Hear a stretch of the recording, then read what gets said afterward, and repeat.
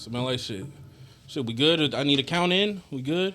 5, 4, 3, 2, 1. All right, let's do this. This is the Wine Tasting with Comedians podcast. I'm your host, Lyall Behrens, and we have a special guest. He is one half of the Dirty Sports podcast, comedian Joe Praino. How you feeling? I'm great, man. How you doing? I'm good. I'm good. It's been a long time coming. It has. I've seen motherfuckers be on here twice, 3 times since you started this thing. I'm like, when? I think you probably started it, and I was like, yo, when do I get to come on? And then you're like, well, I got to have Ralph Gare on 7 or 8 times before I invite you. All right. So Joe can never really have an interaction with me without saying some grumpy shit. Yeah. Or anybody. Oh, what the fuck is that? Yeah. Anybody else in the world. No, but you used to not be like this. You used to be a lot more like easygoing up until I don't know when it was. Okay. Yeah, you did. You have changed though. I think I've just gotten more comfortable with you. I guess this is who I am. This is who I am. Now you just get the real me. We got through the early days of me pretending like I wasn't a piece of shit. That is true. Well, now we're ago, like friends. By the way, is your girl going to see this? Yeah, probably. All right, whatever. That's okay. Honestly, I can't think of anything that you would say that would be like problematic for her. We tell each other everything. Like that's why I finally found the chick I'm going to marry, because she knows all the shit. By the way, I feel like mildly responsible for you marrying her. By the way, Congrats. Thank you. I feel mildly responsible. Yeah. Because I remember we were hanging out one time and like because I did the like we cheat pod with you, and my ex-girlfriend saw that, and then it wasn't. That's crazy. It wasn't long after that we were fucking. She was like, "Why are you going on fucking podcast telling people how you cheat and shit like that?" I was like, I don't know. Lyall asked me to do it. Okay, but in fairness, when I first started cheating on my first girlfriend, we were at a show in Oakland, and I remember I said to you, I was like, I was drunk, and I was like, hey, because you were like Uncle Joe, and like I was just like, hey Joe, do you ever feel guilty about cheating on your girl? And then you were like, this is my Joe Praino impression. No, Lyall, why the fuck would you ask me that? I never would. Like, why would you even think about that right now? So I was like, oh, that's... What's funny is, obviously I've never cheated on my fiance and never will. Obviously. But you see how I couldn't even get that out clean. I had to apologize. But that's just my soul being like, are you sure you want to say this on camera, buddy? But didn't cheat on my ex either. And yet she was fucking up in arms about it. So I remember I said to you, because you were doing like a bit about your ex or something, and I said to you, I mean, the girl that you're with now is like the hottest girl I've ever seen you be with. And you're like, you think so? My current girl. Yeah. Yeah. Which is the thing I like about white guys. If you said that to a black guy, be like, what, you trying to fuck my bitch? Or you said it to a Mexican guy, it could go either way. Like, hey, they want a woman. Or like, hey, what's the fuck you? But like a white guy just like, yeah, you think so. I was like, my was like, you think so? Like, beauty's in the eye of the beholder. Obviously, I think she's the most gorgeous woman on earth. But I was just like, oh, this Lyall thinks so, huh? This is like, I was like, it was more a judgment on you, who you think is hot. Because you've seen me go through a bunch of different women since we met. And I was like, oh, this is the one Lyall thinks is the hottest girl I've been with? Interesting. This is more of a judgment on what you think than what I think. No, but I think also objectively, like, she's younger. Yeah. You know, she like I mean, I don't want to give too many compliments. Yeah. But I'm just gonna say, like, she seems like she takes care of herself more than the others. Okay. You know what I mean? Like, it's just, and I think that's who you want to settle down with as a guy. Especially like you, an older guy. She's like my age, right, or something. She's 34.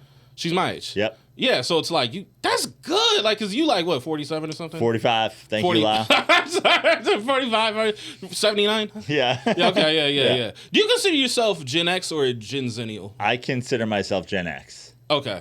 Yeah, they say 80. I'm obviously a cusper, like, by definition. Yeah. But I identify way more as Gen X because I hate fucking everything and everybody, and like I don't care about any of your shit and Gen X. I feel like I was always like a late bloomer, like physically and shit like that. But I feel like mentally, like I was already watching, TV shows and movies and shit like that when I was like super young that were like Gen X things. So I feel like I've been Gen X since I was like a kid. I was just like, these are my people. Like I identify with like the generation that was creating art when I was a kid. And those were like, Gen Xers who are 15 years older than me or whatever. That's funny because that's probably like me with Gen Xers, but like they're like 20, 25 years older than me. Yeah. Yeah. No, that makes sense. But yeah, how's it? Yeah, you got engaged. By the way, how'd you propose? We were out so she loves the desert. Okay. She lived out in Palm Springs for a while. She loves Joshua Tree. She loves the high desert. I got asked to do a show out there. Jenny Zagrino asked me to do her show out there in Joshua Tree. And I had the ring for a minute with no plan whatsoever. I didn't even buy the ring with a plan to propose, but the ring I proposed with was a friend of mine's wife was like, hey, you thinking about getting married? And I was like, no, why? And she was like, well, she has a jewelry company. She goes, well, I got a ring that I think would be great. It really feels like it would fit Charlotte's vibe. And it's my last like season or whatever. So it's like, you get a good deal on it. I was like, all right. I was like, why don't I just buy it? And then like, she's like, you can resell it or whatever if you don't like it, blah, blah, blah. So I just bought it and was sitting on it. And it was stuck in a shoe in my closet for months with no plans. And then I got asked to do the show out in the desert.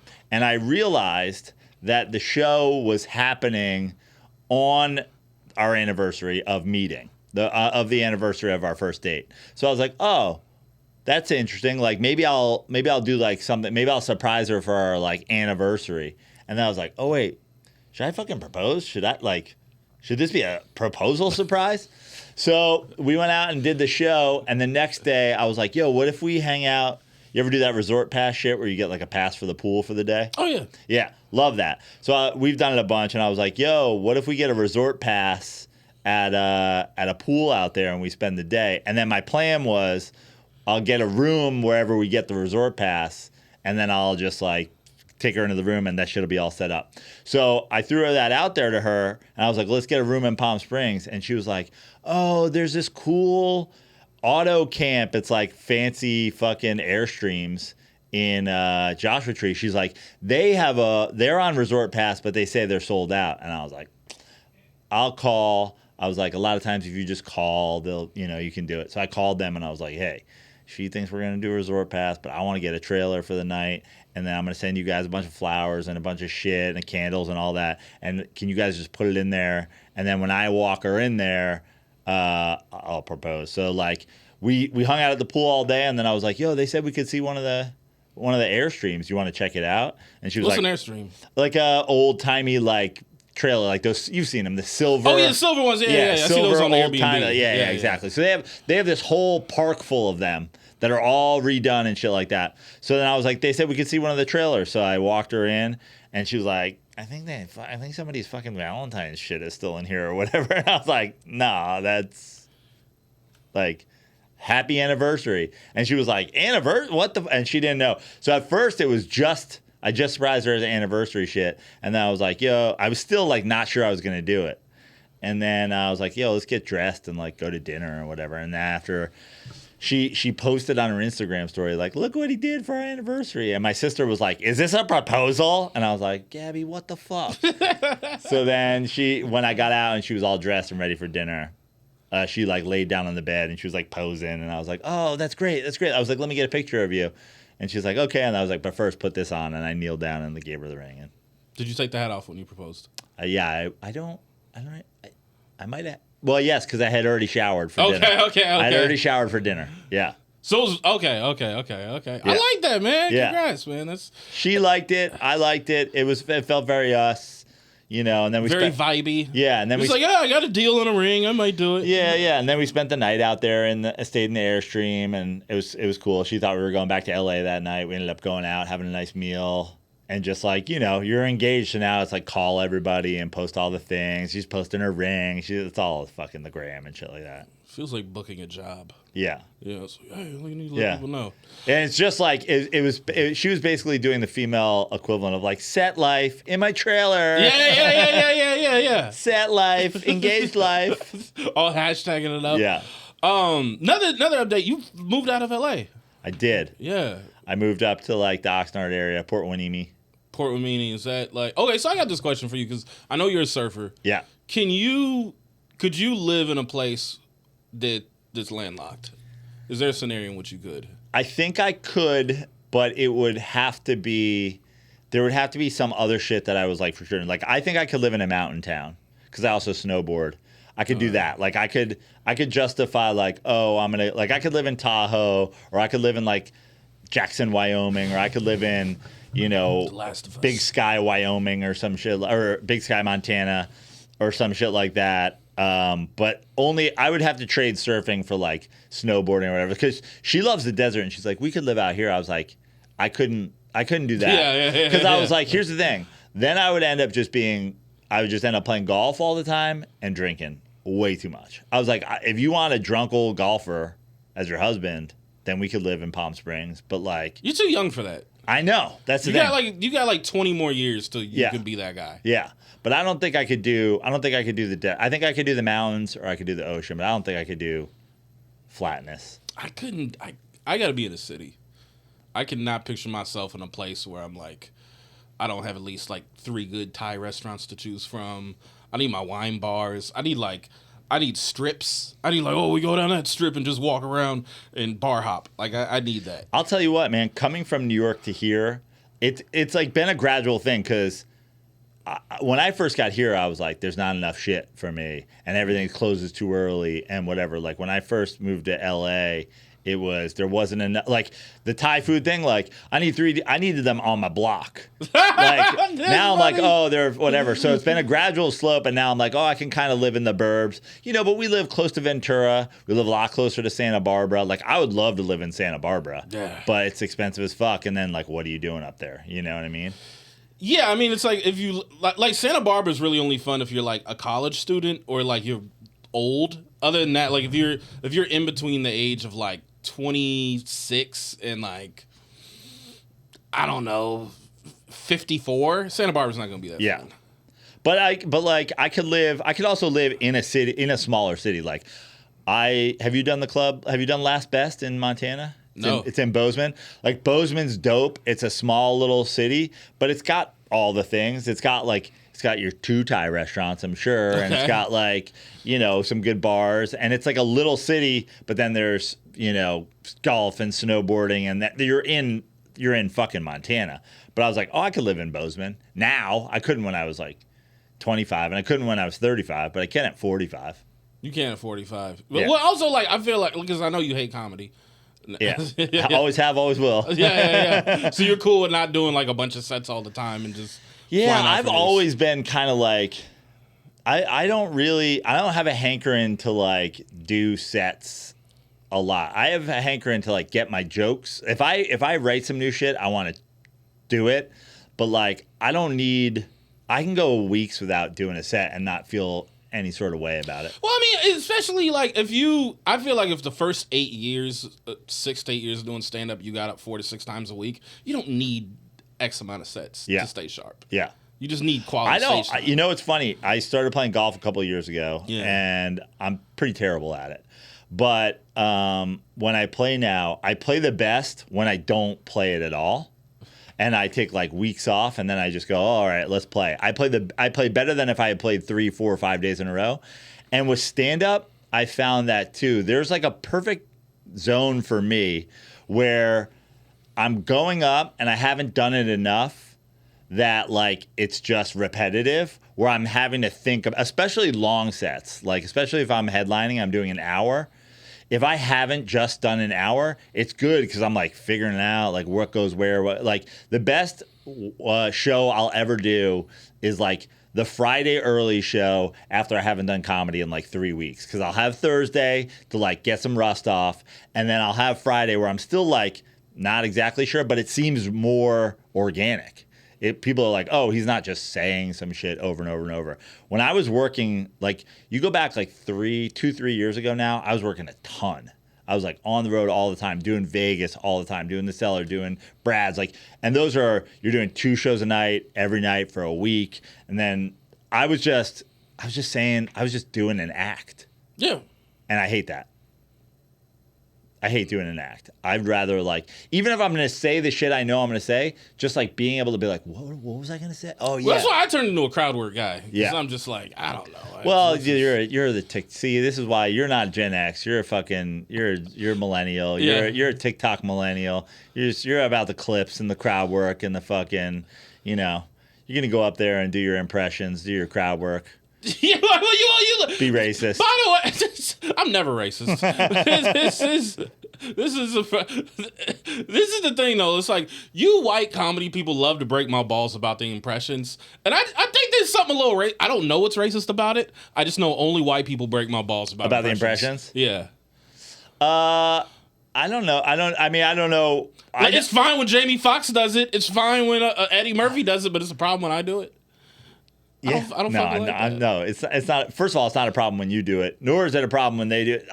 I bust your balls about it because I don't do it. So that's true. We did a show. I bust your balls if I was like, oh, you're gonna get up there and say some fucking like. I can't bust your balls about shit I do, but I can bust balls about the shit that you do. I don't do anything that you do. Yeah, I know. Yeah. No, there was a show we did, and you're like, oh, fuck, Lyall's going to go up here with these fucking 40 Eddie Murphy impressions. Yeah. All right, so let's get to the wine. Yeah, what the fuck? What, you know? So this is... Wait, I'm going to cleanse my palate. Get ready for that shit. Yeah. I will too. I had Get a coffee little before Kirkland this. purified water. I'd say 2023 Kirkland. Did you have a Miller Lite yet today? No, not yet, but I'm hoping to have one tonight during the show. All right, so this is Kenwright from Kenwright Cellars out of Willamette Valley in Oregon. Okay. This is a Pinot Noir. I chose this wine for a number of reasons. One, a lot of wine from the Willamette Valley, it comes from the volcanic soil. The roots are very important to it. You, Joe, I feel like with comedy, it's like, you know, you're an East Coaster that always comes up. But you're also like you're like a vibey surfer guy. Mm-hmm. You're a outdoorsy guy. You're not a hippie, but no, you're like so. No, not definitely. No. You like money, but you're like just, not enough to ever make any, but like enough to like live to like have your shit together. Yeah, your clothes always look nice. You look like you got your shit together. And that's saying a lot for white comedians because a lot of white comedians out here looking rough. But you know you got your shit together at least on the surface level. You know, but it's like you're deep rooted. It's like you definitely like where you're from and your family that comes through in your comedy a lot. This is Pinot Noir. It's a very a lot of people like Pinot. Pinot is like a red that you won't find a lot of complaints about. I've never had you've got a pretty good approval rating within stand up. I've never heard anybody say anything bad about you. As a comic or as a person or just generally? Both. Okay. Yeah, I've never. That's good. You know, it's funny because I don't care, but I sometimes go through the thought process of thinking people don't like me. For a couple of reasons. Well, like this wine is also insecure. Okay. No, I'm kidding. Yeah, no. That's the thing. I don't give a fuck that people don't like me, but I sometimes think people don't like me based on well, when we talk about like I have the very famous Paige Weldon run-in at the West Side Comedy Theater, but like I do jokes that sometimes piss off women. Women don't tend to like my act. But me neither. Yeah. That's one thing we actually do the same thing. Yeah. But which is funny because I think, you know, when the we female piss off a lot of white the women comics who I'm like friends with and they're like, oh yeah, but it's smart and it's funny and you're doing a thing that's like supposed to piss people off and whatever. And obviously I piss off Republicans and I piss off women and I piss off my comedy, I love pissing people off. I love doing stand up. My goal is to piss you off and then bring you back. Say some shit that you hate and then do 3 minutes of explaining what I just said and then by the end you're like, well, he's right. Taylor Swift kind of is a fucking bitch. And but also, like, I go through these phases where just, like, people don't book me. And I'm not a guy who hounds people to get booked, but I'm just like, no one's ever, like, thinking of me. No one's ever like, you know who I really need to book? Joe Praino. Well, you and I both have that in common, but we're not like dick slingers. Like, we're not hanging out with everybody. Exactly. We're not like, we're like... Well, and this is what you and I like, have that's in what my friends will, like, people like Eddie If will always be like, you don't try to get booked. So why would you get booked? and you don't hang out. So why would you get booked? And I was like, oh, I thought I don't get booked because people don't like me. He's like, no, I think people like you. They just think you don't want to do it, or you're not here, or you're not around, or whatever. I was like, oh, okay. But I go through those moments where I'm like, maybe people just fucking hate my guts. And then, like I actually had somebody tell me once, first of all, there are people in comedy who hate me. I know that for a fact. Yeah, I know. And I know people, like I know for a fact people who hate me. But I went through a thing once where a comic told me that somebody was talking shit about me at a show, at the Venice Underground show, which is a weird place. You remember the show that used to be in Townhouse? Weird place to talk shit about me. I did the last one with you. You hosted it, yeah. Weird place to talk shit about me since that was my shit. Like I lived 2 blocks from there. I was friends with everybody. Like that's a bad. That's how I felt about that one kid that used to be around. You know what I'm talking about, that one kid. But he's not relevant enough for me to say his name. But you know. Okay, yeah. Somebody was talking shit about me in the green room of that show or in the fucking stairwell. And they were like calling me an asshole or whatever. And a comic said, it was like, Joe Praino? You're talking about Joe Praino? And he's like, yeah. He's like, tall guy, mustache. Joe Praino, like, yeah.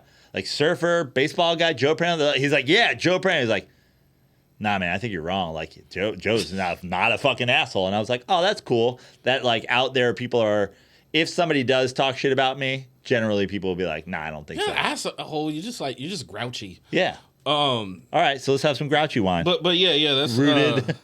But it's got that it's very good structure. You're somebody, you have I saw you the show you did the improv, you headlined your industry showcase, very tight. I was like, man, Joe's got like a real tight act. But then lastly, Ken Wright Sellers, they also donated to Donald Trump. Oh, okay.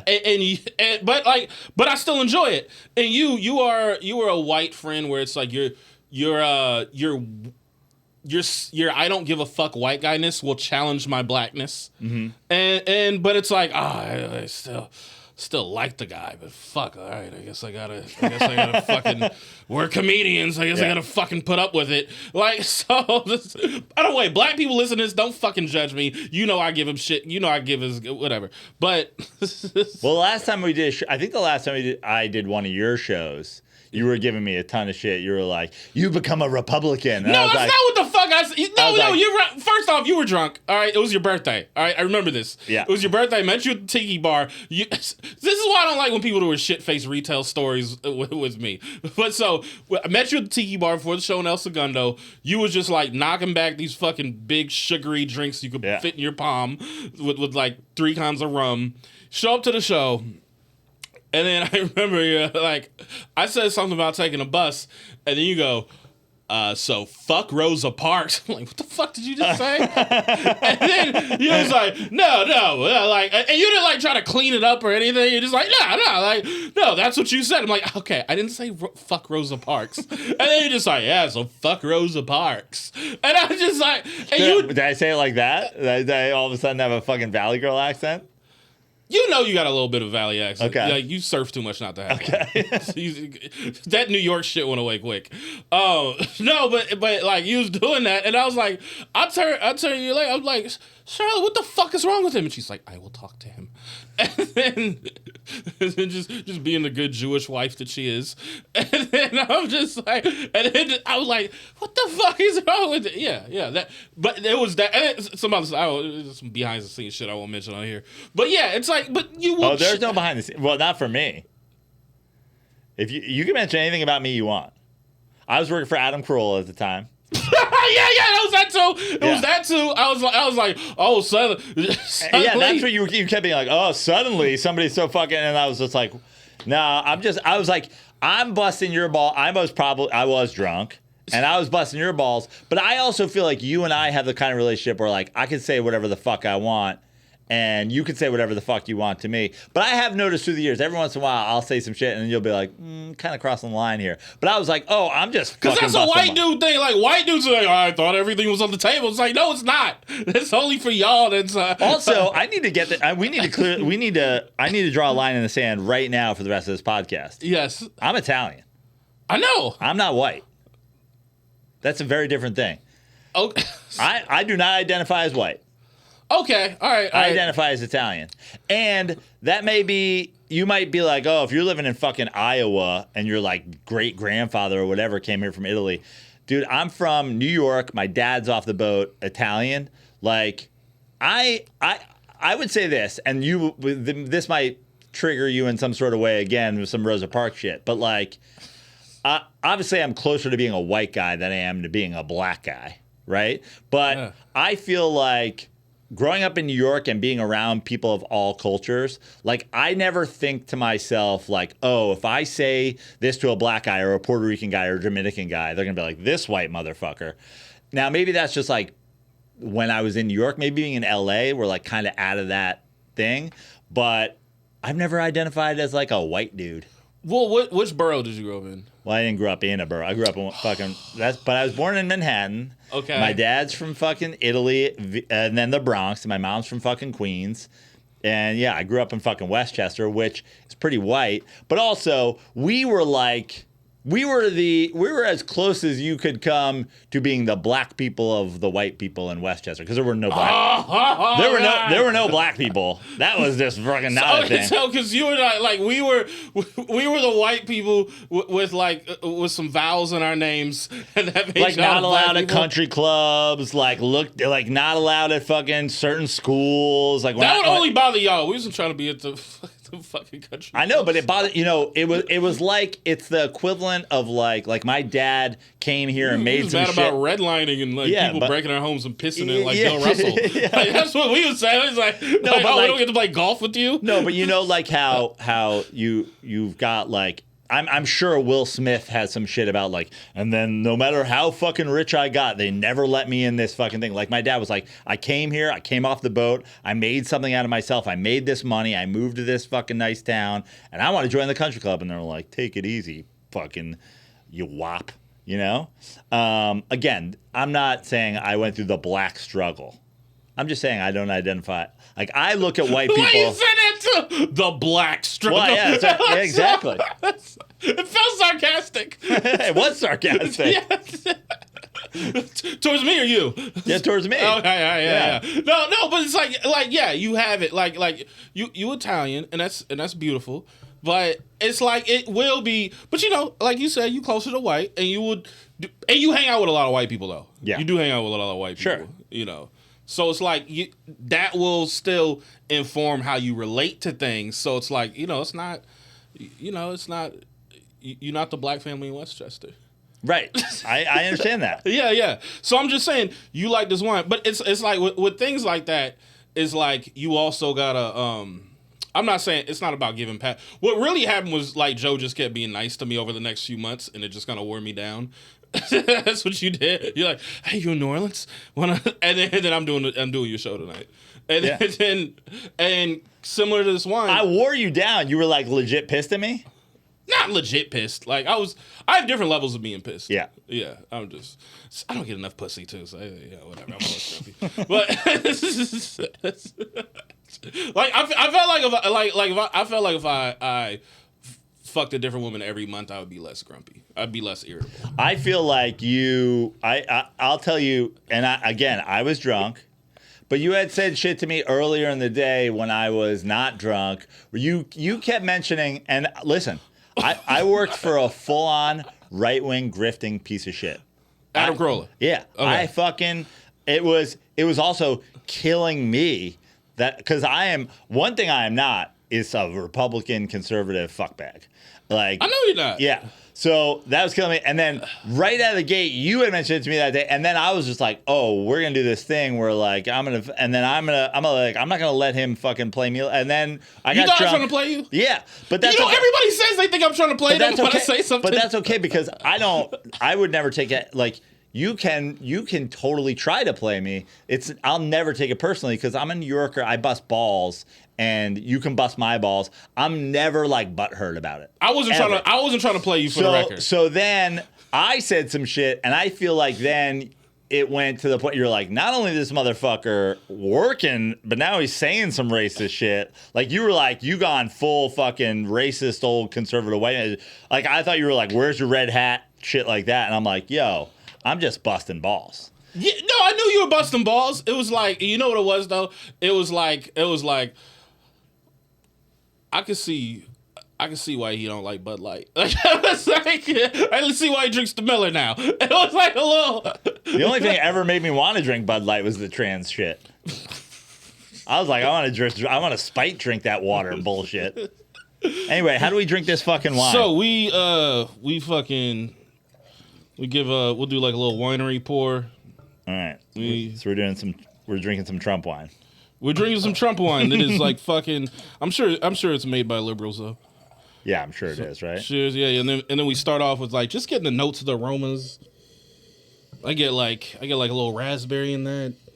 I feel like, Strawberry. and tell me if I'm wrong here, Yeah. but the wine thing with what was the wine that they wouldn't drink in fucking Sideways? Merlot. Merlot, yeah. Okay, so I feel like Pinot Noir became the wine that everybody ordered when they couldn't think of, like, when a basic white chick couldn't order Merlot anymore because this became some fucking... It became taboo. It became a taboo Gauche. thing. Yeah. They just all of a sudden all started drinking Pinot Noir.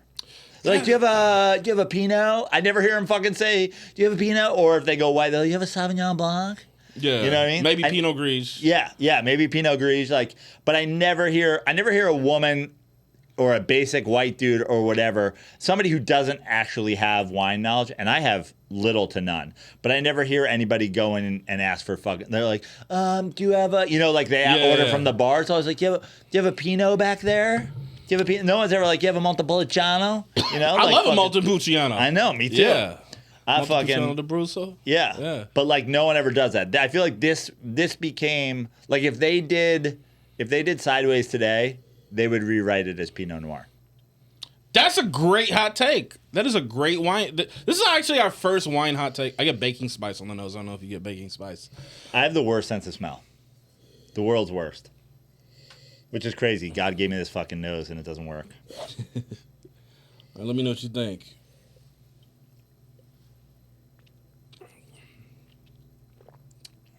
Ooh. It's a light body wine, but it's got depth. Yeah, I like Oregon it. Pinot, not like the shit out here. I like it. Yeah. Yes. I've always liked an Oregon wine whenever I've tried it too. I have no idea what you're telling me about the fucking soil and shit like that. Yeah. But I've always liked it. Terroir. You know what made me try it in the first place? You'll like this. This will come all the way back around to wine and podcasts. And so I used to listen to his now defunct CJ McCollum's. This will be a good segue into some NBA shit too. Yeah. CJ McCollum went to Lehigh, where I went to school. And he was also in the journalism department there where I was. I always say I'm now the third famous Lehigh journalism grad. The guy who wrote the article that the Boston Archdiocese rape movie. What the fuck? You remember that movie? No.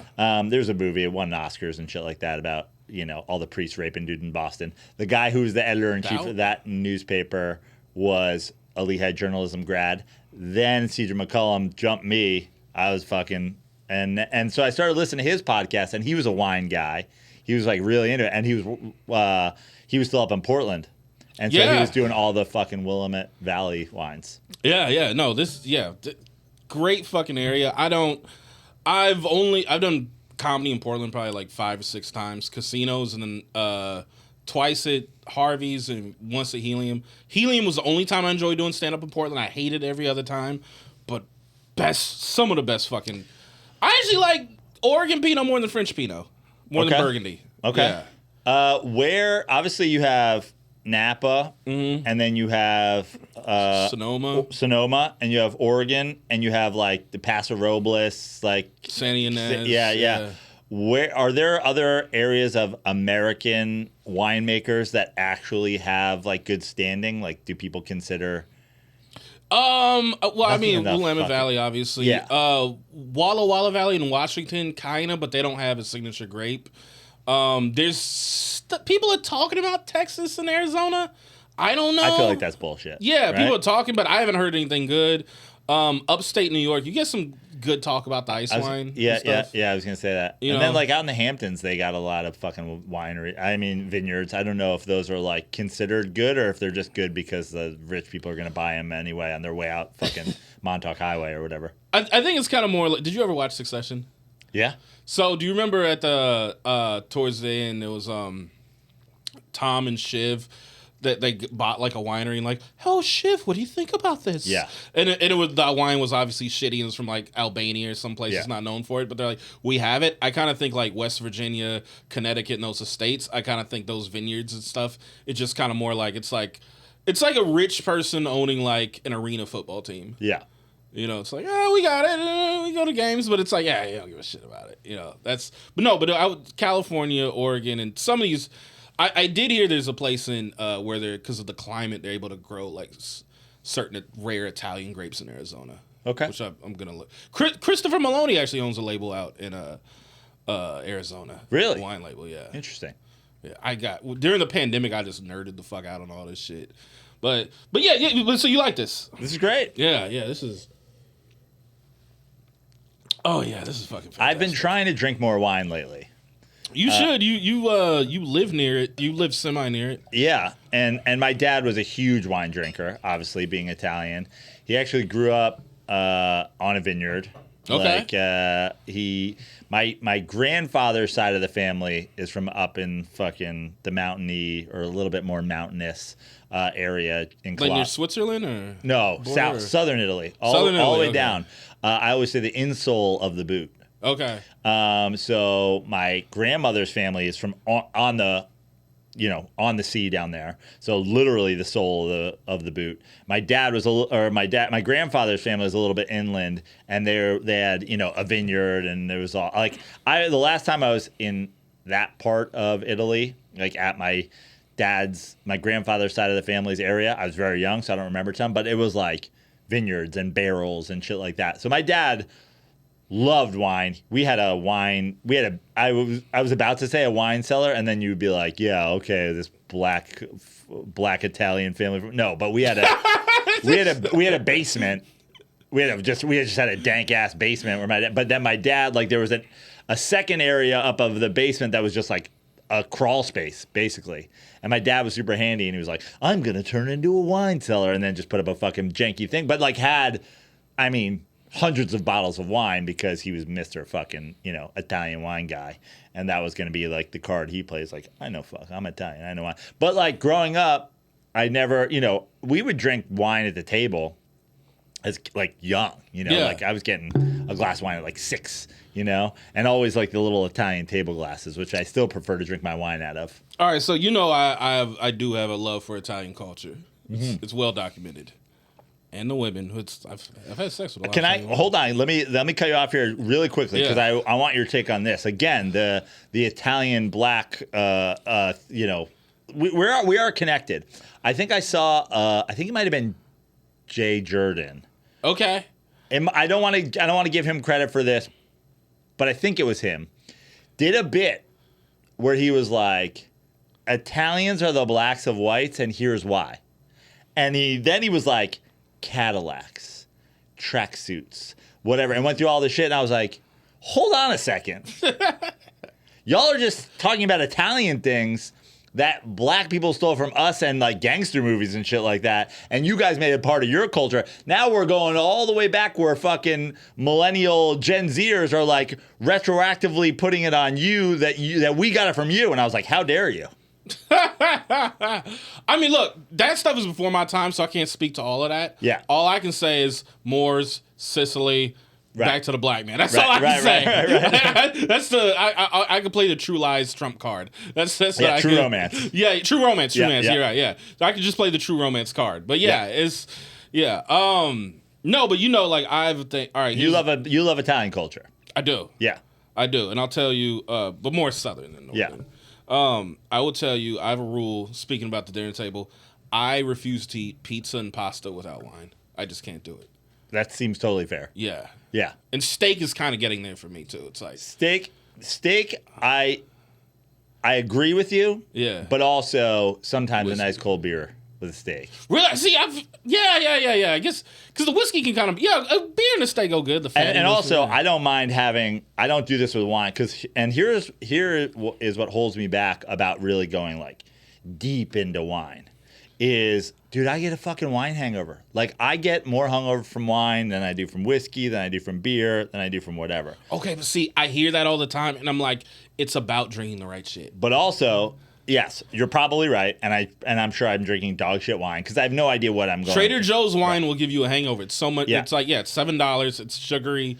It's gonna do that. But the other thing is, I am a guy who has been known to mix alcohol. Like, I'll have, and you were about to say like a whiskey with a steak. Yeah, I think what you were about to say. I like having, like, I love a icy cold, like almost so cold it's about to turn to ice beer with a steak. But then I've also got a whiskey neat there as like a thing. But I can't fuck with drinking anything in the night. I could drink like, again, speaking of Italian, but I could drink wine all night and have a little sambuca or like a whatever. But I can't have a couple beers and then have a couple glasses of wine and have a whiskey or what. Then it's fucking over for me. My hangover the next day, if I mix anything of substance with so you wine. like to taste throughout the night?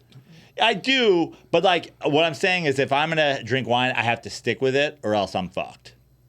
Oh, see, all right, so it's funny. I was in... And I've learned that about myself. Like, I remember one time I did the Townhouse, back to the Townhouse show. Yeah. And I was drinking beer all night, and I had some whiskeys. I'm drinking beer and whiskey. They used to make a good old fashioned there. I haven't been there in forever.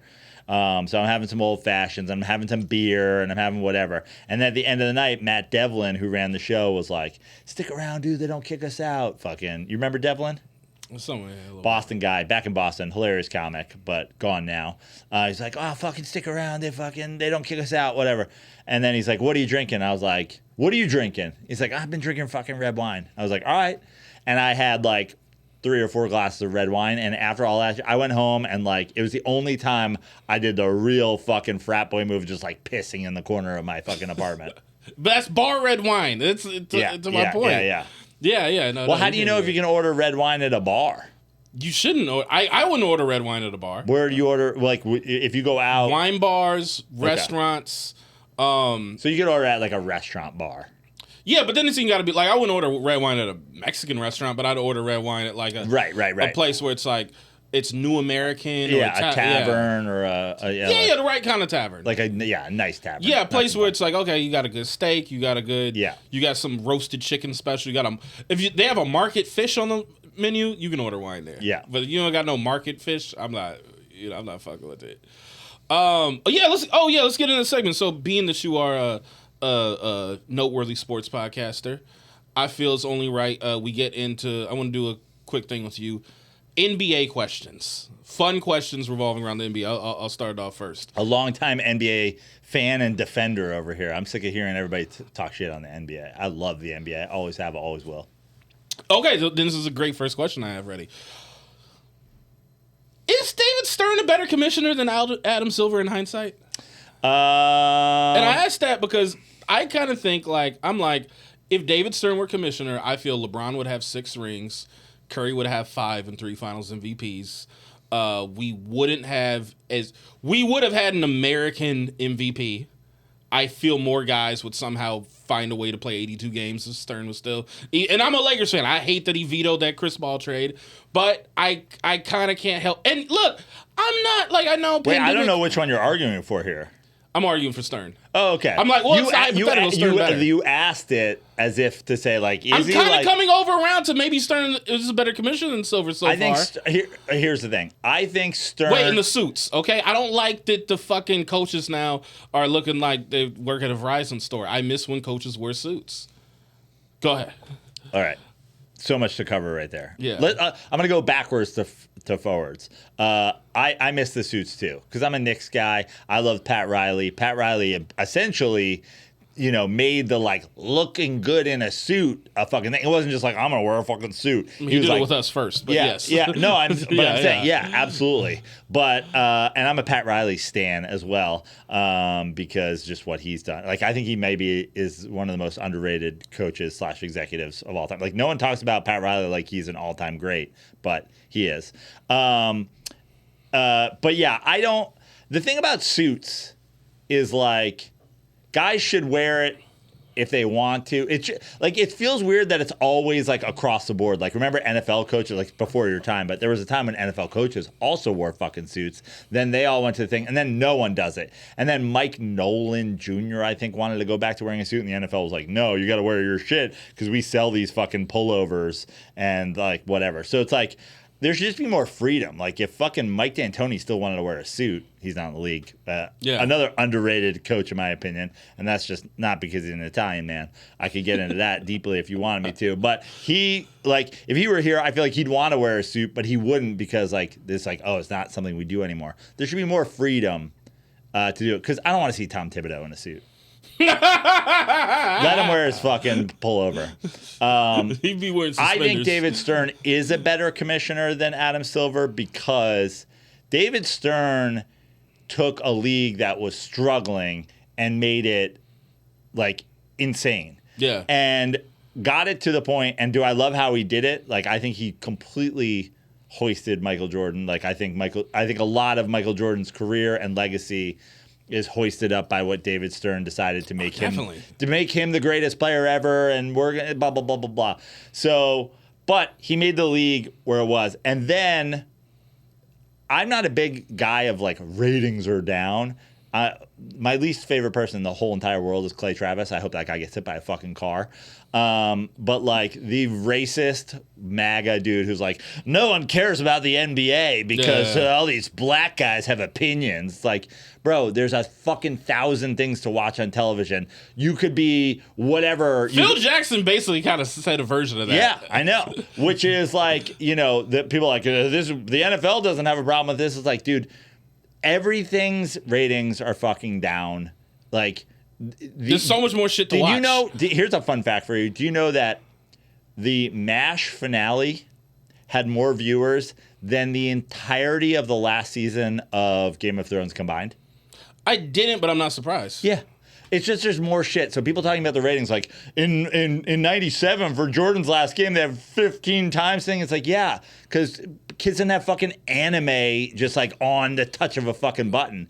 So, but I think that Adam Silver has like let the NBA's grip on culture like fail a little bit. Like, there was a time where it's like people looked to the NBA, not just Michael Jordan, but to the NBA for like what was cool, or to basketball for like what was cool. Everybody was like trying to be a basketball player, trying to look like a basketball player. Yeah, rappers, like whatever. But now no one gives a shit.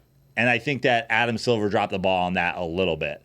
Although I do think that the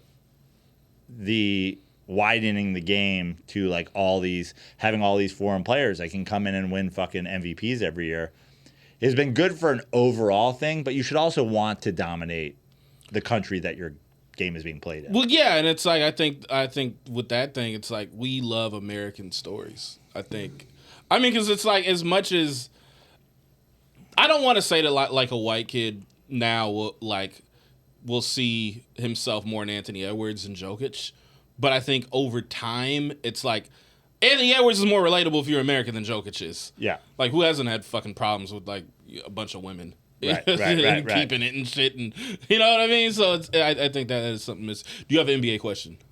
Do I have an NBA question for you? Yeah. Okay. That's great. Let me think about it. No, we can go to the next segment. It's all good. We got plenty of seconds. I didn't realize. You sent me a rundown, and you're like, and we're going to talk about this. I didn't realize I was also giving it back to you. Yeah. All right. How about this? Let's talk. I want to talk about when will this come out, by the way? Like tomorrow. Oh, okay, great. NBA Finals. I'm not burying my Knicks, but I've mostly buried them. I don't think you can win 3 straight. But is OKC Indiana bad for the league? Of course. Okay. Of course. As our producer Mark said, yes. No, it's definitely like, yeah. Yeah, no, because here's the thing. Like, I watched, I had just seen a few nights ago, I finally saw Sinners, downtown LA at the, what's that theater that everybody loves? Oh, yeah, are you talking about the fucking... Yeah, we can Alamo Draft House? The Alamo Draft House, yeah. I was at the Alamo Draft House, saw Sinners, I left, go downstairs, go next door to Joey's, watch the game at Joey DTLA, and a bunch of people in LA rooting for the Knicks because it's like all right, big city, metropolitan. It's like you want something like you want a legacy team to buy into. I know you broke my balls because on Threads I posted the Knicks are just the Clippers with more aura. I just said that because of bad ownership in a big city, in a big market, have acquired like stars and it just didn't work out. Obviously they've had more success. That's why I say with aura. 2 rings, but you know, like back when forever ago. But like I did the Clippers. I think the Clippers recently, right? Was it a couple years ago that they actually made the Western Conference Finals? And then like 21, 22. And that was the only time they've ever made the conference finals. Yeah. Like the Knicks don't have a title since the early 70s, but we had a fucking run in the 90s where we were in the Eastern Conference Finals 99, every 95. year. You know what I mean? Like they were really competing and running up against Jordan and having great players and great teams. And Madison Square Garden is the fucking mecca That's the of aura. basketball. Yeah, that's the aura. But I mean, comparing us to the that hurt.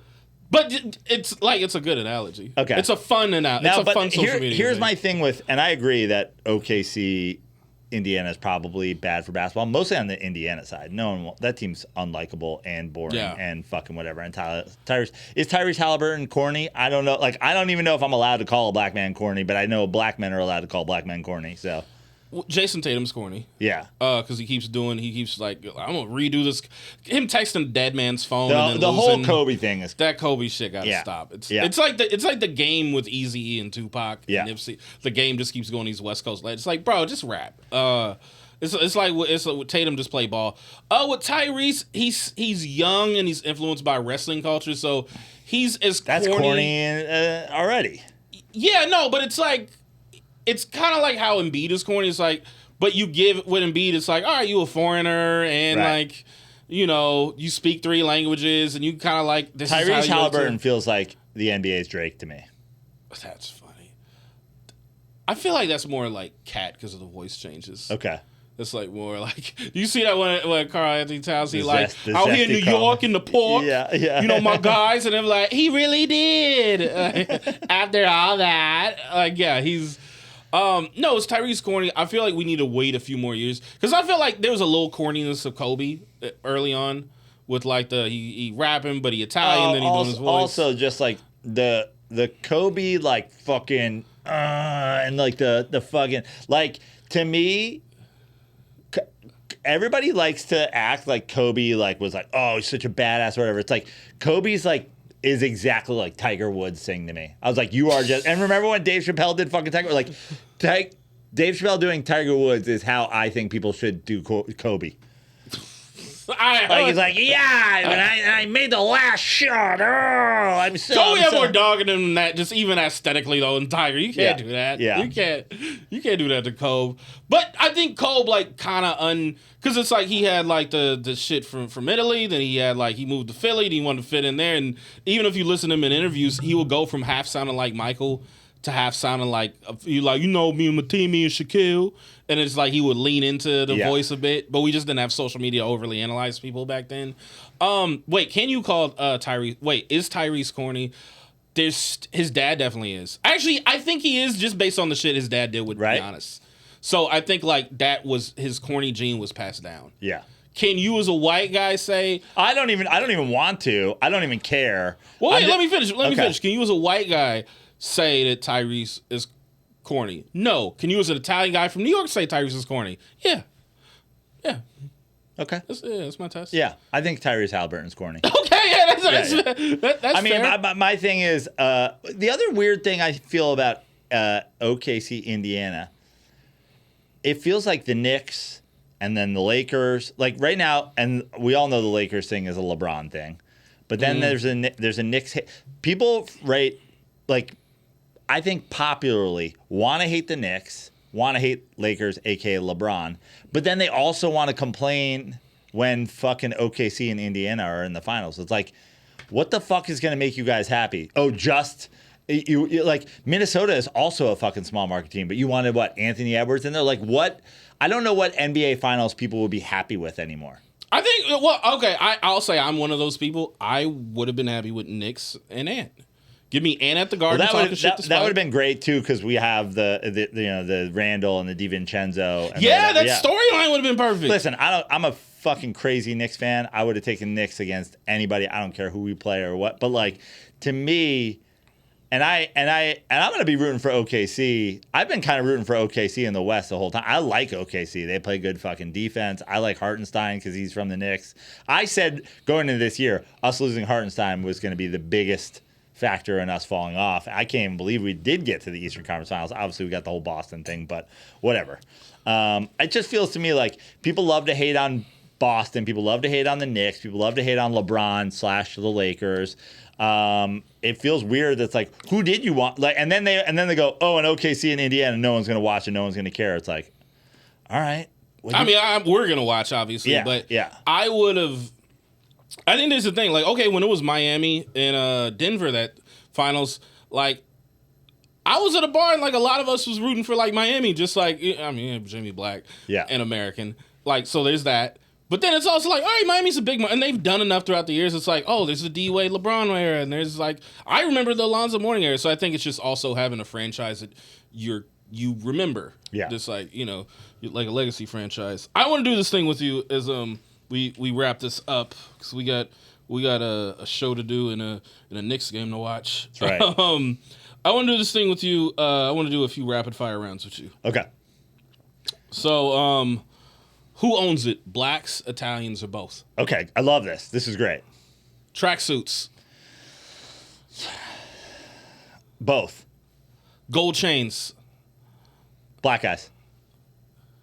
Cheating on your girl. Italians. I mean, I feel like we're old school. That's one you guys took from us and made your own. Living with your moms. Oh man, I think I gotta say both because my brain just went, that's Italians. Wait, maybe that is blacks. No, that's both. That's both. That's both. Rhetorical questions.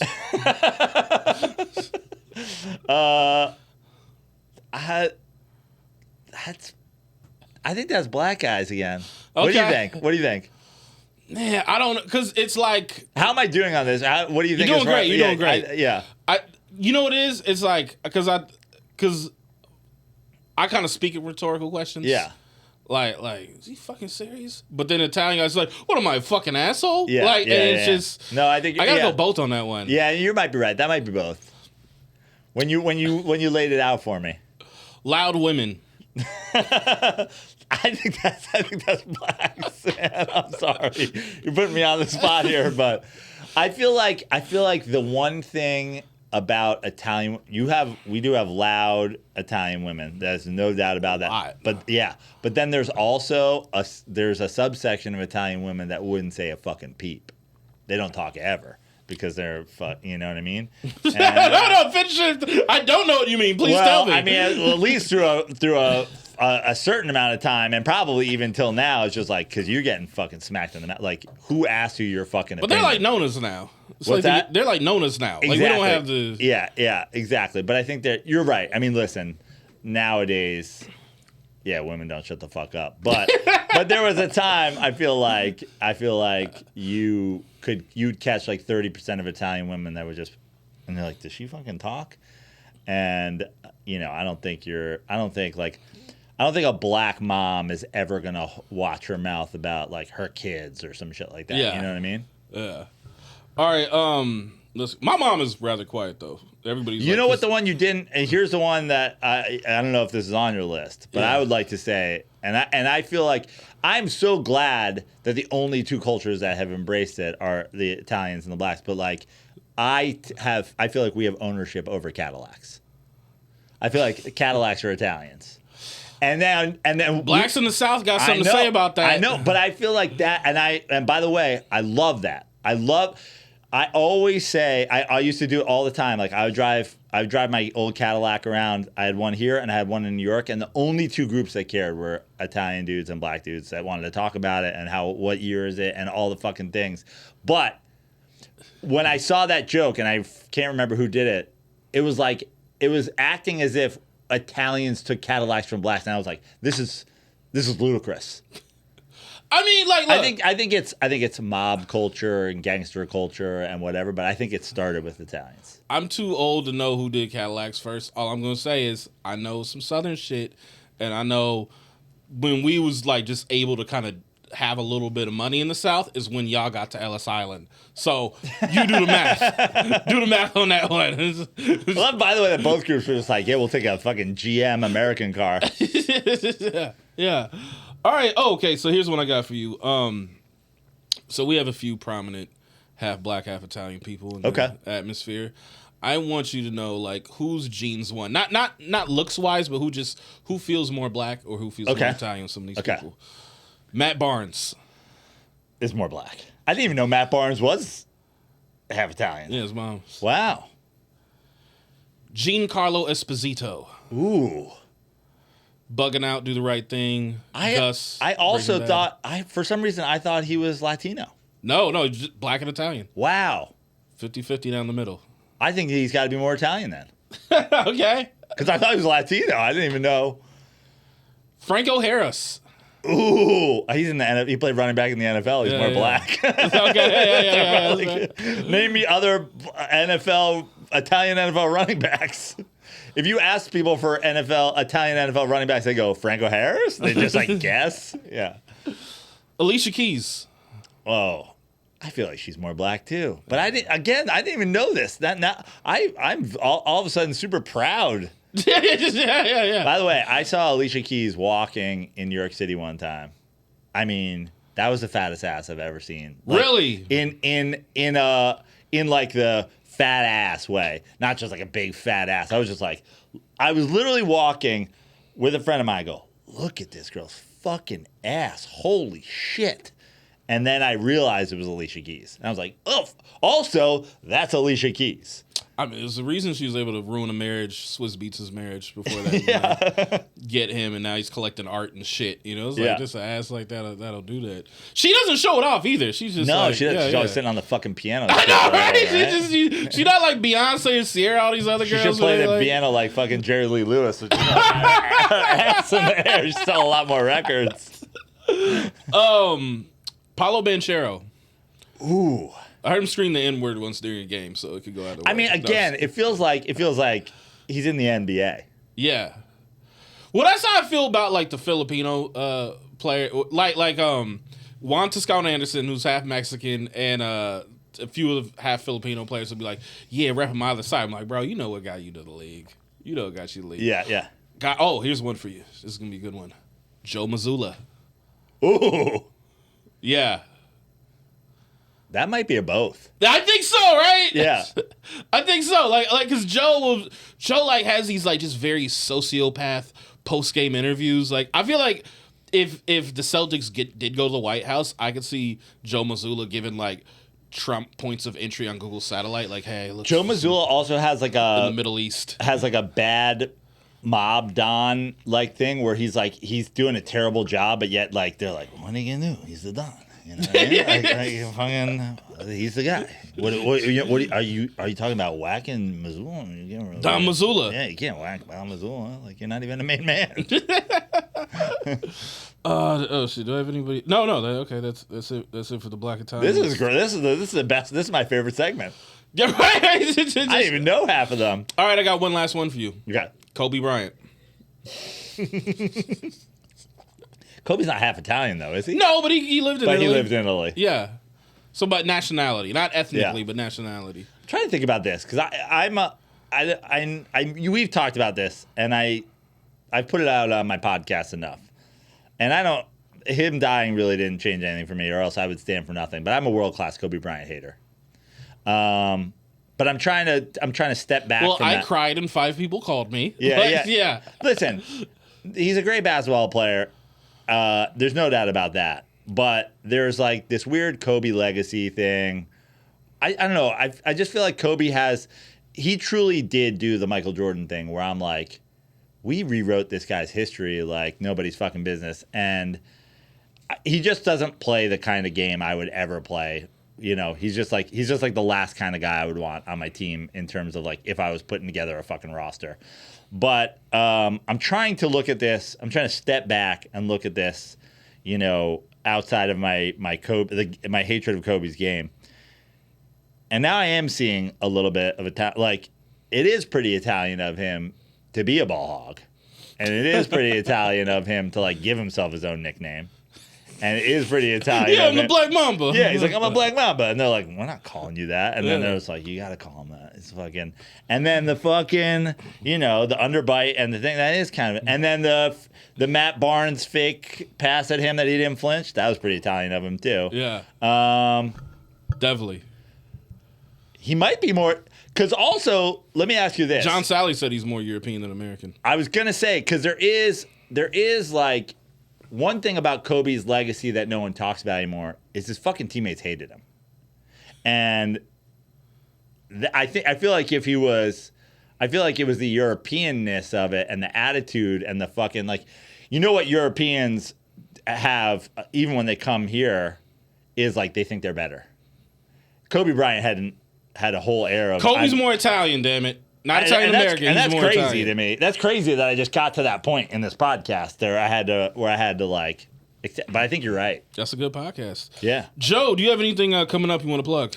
JoePraino.com for shows. So come see me live. I'm the co-host of the Jay Moore podcast now. So check me out on More Stories. I got Dirty Sports. So check that out if you want to hear me talk more sports, and you'll be happy to hear this. I'm starting a new podcast. We're recording the first 2 episodes this weekend with my girl. We're gonna do a couples podcast, which generally are terrible, but I think we're gonna change that. I think y'all do some good shit. Yeah. So keep your eye out for that. It's tentatively titled "Love You Stupid." So keep your eye out for that. I got coming up June 6th and 7th. I'm in Columbus, Ohio. 7th, I am at the 6th. I'm at Leisure Club. 7th, at the Attic headlining. And then June 20th and 21st, I'm 4 shows. San Francisco headline in the Function in San Francisco. Get your tickets for that. You know, all the ticket links are in link in bio. We didn't talk enough shit about comics and comedy, which is, well, I'll have to come back. We'll have to come back and have a second bottle. We're still of wine. trying. We're still trying. Like if we still got shit to promote, I wrote a good one-liner today. Shit talk. I want to shit talk a comic, but it's good because it's really only a joke that works if you see it written in text. So I'll say it verbally, and then maybe people will get it, and maybe people won't get it. Mm-hmm. But I would rather kill myself than become a right-wing grifting comedian just to stay relevant.